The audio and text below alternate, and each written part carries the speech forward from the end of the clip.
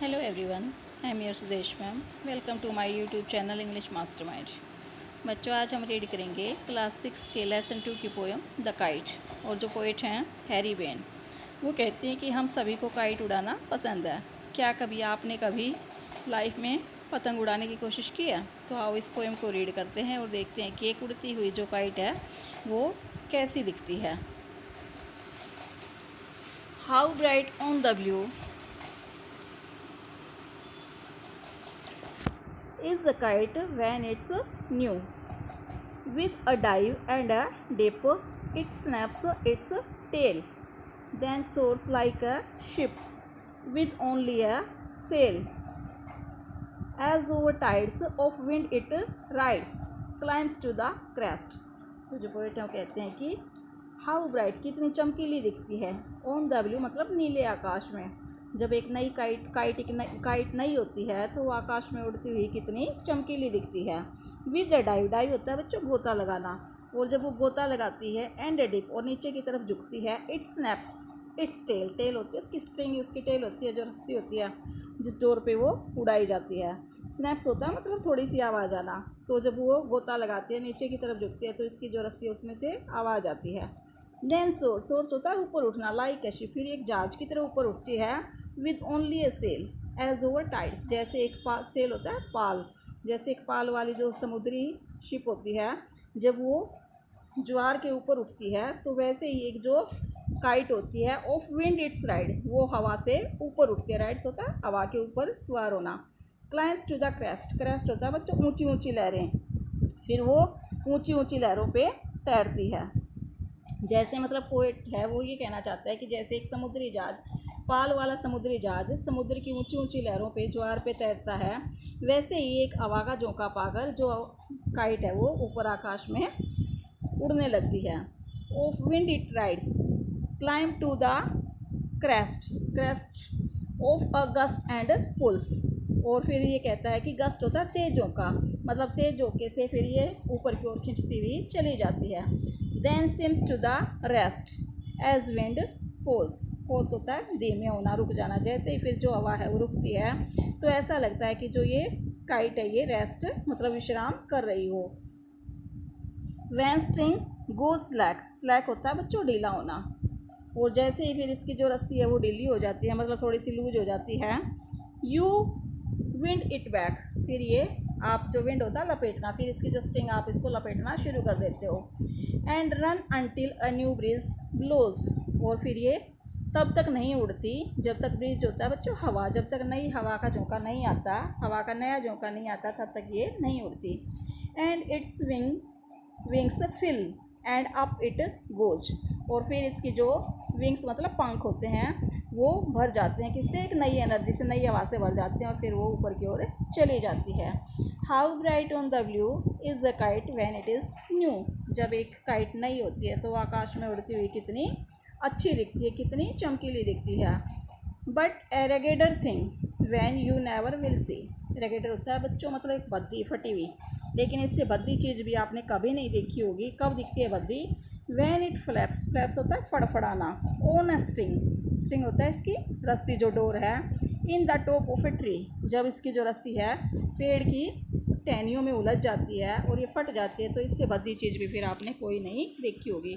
और बच्चों इसमें हमसे एक्शन वर्ड्स पूछे गए हैं जो हमारी एक्सरसाइज है, तो उसमें मैं आपको पोएम में पहले ही बता देती हूँ। एक्शन वर्ड्स होते हैं बच्चों जो मेन वर्ड्स होती है जिससे पूरे सेंटेंस का जिसपे क्रिया कह सकते हैं, जिससे काम के होने का पता चलता है उसको हम एक्शन वर्ड्स कहते हैं। तो इसमें जो हमारे एक्शन वर्ड्स हैं जैसे इसमें स्नैप्स हो गया, सोर्स हो गया, सेकेंड लाइन में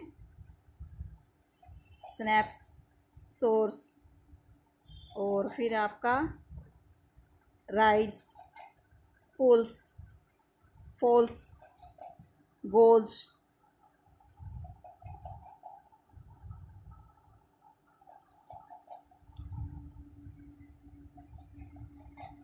और फिर आपका ये राइड्स गोज हो गया, गोज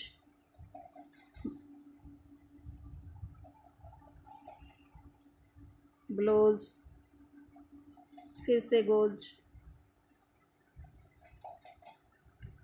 और फिर आपका सी और फ्लैप्स, ये आपके एक्शन वर्ड्स हैं बच्चों। एक आध और हो सकता है इसमें, आप पोएम को देख सकते हैं। मतलब जो भी वर्ब्स होते हैं जिसकी भी हम 3 वर्ब्स बना सकते हैं।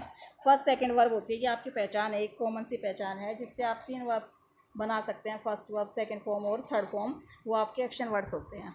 तो ये थी हमारी poem. Now we will discuss the exercise.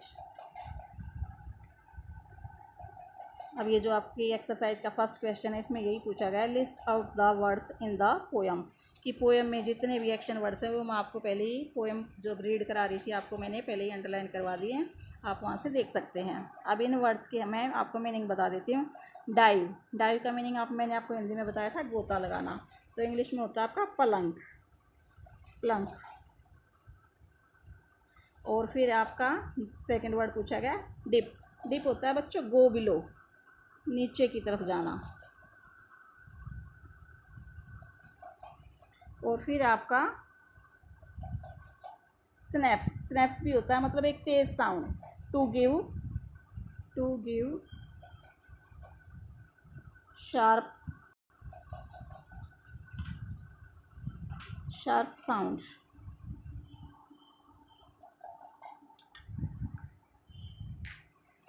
अब read this lines from the poem.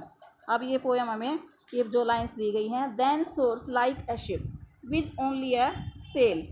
तो इसमें हमें क्या है कि जैसे ये दोनों लाइन है, the moment of the tallness kite compare to a ship. जो ये पोएम टेललेस जो काइट है उसकी कंपेयर किससे की है, शिप से की गई है। तो कंपैरिजन ही क्या होता है, सिमिली होता है। जैसे हिंदी में आपका उपमा अलंकार होता है, वैसे इंग्लिश में सिमिली होता है। तो सिमिली का मतलब इसको हम एज और लाइक वर्ड से इंडिकेट करते हैं। जैसे हिंदी में चंद्रमा सी, फूल सी, तो सी वर्ड होता है, उसी तरह इंग्लिश में आपके लाइक और एज होता है।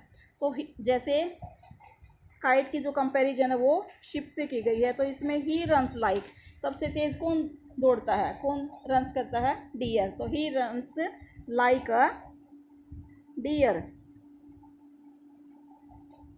ही इट्स लाइक, जो ज़्यादा खाता है हम उसको क्या कहते हैं, कि हाथी के एलिफेंट की तरह खाता है, एन एलिफेंट।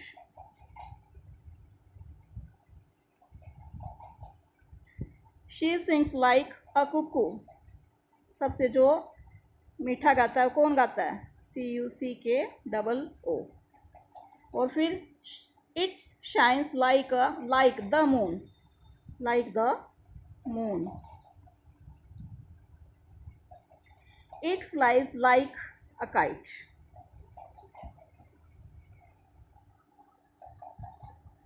तो ये थी हमारी पोएम और उसकी एक्सरसाइज। आपको ये वीडियो कैसी लगी बच्चों? यदि अच्छी लगी तो please like, share and subscribe my channel. Thanks a lot.